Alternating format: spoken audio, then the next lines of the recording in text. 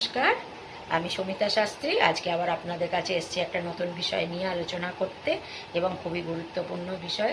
সেটা হচ্ছে যে আপনারা যদি মা লক্ষ্মীকে সন্তুষ্ট করতে চান, মনে করেন এটাই যে মা লক্ষ্মীকে তো সন্তুষ্ট করলে অর্থনৈতিক অবস্থা মানুষের আস্তে আস্তে ভালোর দিকে যায়, হয়তো একদিনে হয় না, কিন্তু আস্তে আস্তে করে মা লক্ষ্মী স্থির হন তার ঘরেতে। মা লক্ষ্মী তো চঞ্চলা, কিন্তু তাকে যদি আপনি কৃপা লাভ করেন তাহলে তিনি স্থির হয়ে যান, বাড়িতে স্থিরভাবে থাকেন।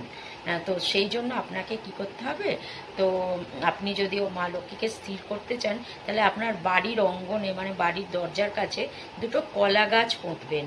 এবার কলা গাছ দুটো যখন আস্তে আস্তে করে বড় হবে, প্রতিদিন তাতে জল দেবেন, সকালে বিকেলে জল দেবেন, আর প্রতিদিন সকালে বিকেলে ঘিয়ের প্রদীপ ওই কলা গাছের নিচে কিন্তু রাখবেন। এটা যদি আপনারা করতে পারেন নিয়ম মতো, আপনাদের কিন্তু অর্থনৈতিক অবস্থা অনেক উন্নতি হবে, এবং মা লক্ষ্মী কিন্তু আপনার উপর অনেক সন্তুষ্ট হবে। তো আপনারা করুন, ভালো থাকুন।